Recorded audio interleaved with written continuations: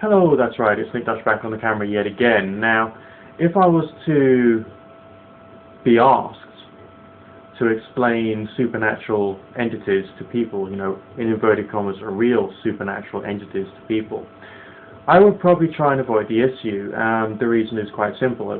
There was one YouTube user, a well-known YouTube user called Aaron Ra, or Aaron Ra, who broadcasts a lot about evolution, abiogenesis, and the different species and how they've evolved.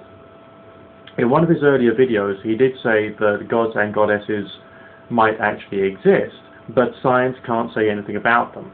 And because science can't say anything about supernatural entities such as gods, goddesses, demons, ghosts, spirits, angels, and all the rest of them, and occultists and New Agers and pagans and all the rest of it cannot guarantee reliable results, or indeed, in many cases, reliable experiences, how can we presume to state that these things have some kind of objective existence? Basically, we cannot.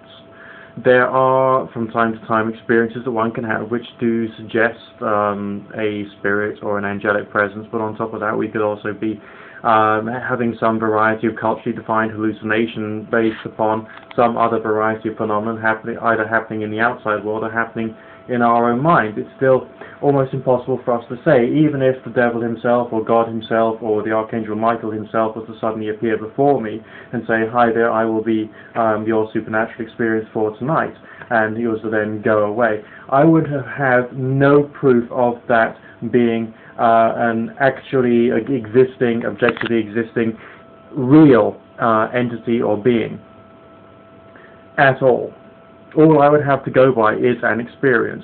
I could quite honestly state what the experience was, but it would actually be dishonest for me to explain the existence of this spirit or angel or god or demon or ghost or whatever it was as if it was a real, unless, of course, I am trying to explain it from the point of view of cultural beliefs or cultural traditions associated with supernatural beings and concepts in maybe an almost anthropological manner. Then it would actually be relatively acceptable, in my opinion, to talk about these things as if they had some kind of existence. However, that's not something that I would want to do with any real, I wouldn't want to develop a habit of doing that. It would be wrong for me to develop a habit of doing that. All we can do as individuals who are experimenting with the occult, the supernatural, meditation, prayer, and other things to try and gain strange experiences is to experiment and to experience. And one could even say that gaining weird experiences is enough of a goal. But there's no way that we can say that these things have what we consider to be objective and real existence. But when you're experiencing something of a meditative nature or a prayerful nature, and you, in that experience,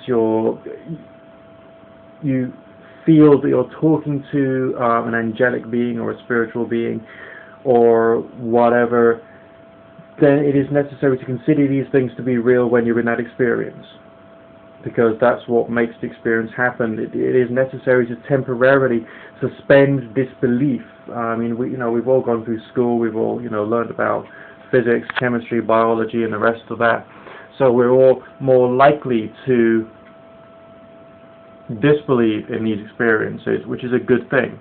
But we have to learn to believe that these things are real for a short period of time, and that's when we're doing that or trying to get that particular type of experience. Then it is valid to consider these things to be real, but only for that short period of time, and then afterwards to disbelieve it so we don't go mad and say, yes, I really was talking to the Archangel Michael or the devil or whatever.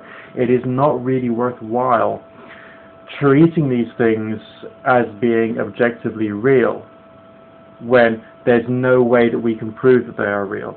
Some experiences seem to be, under some strange circumstances, reproducible, but not reliably, and that's where the problem really lies.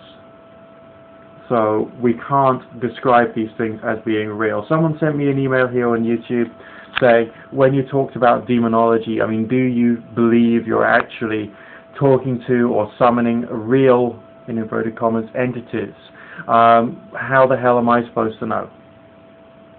How the hell is anyone supposed to know? There are people who talk as if these things are real, but those are religious people who would be regarded within their own religious circles as being stupid if they did not speak from the point of view of blind belief.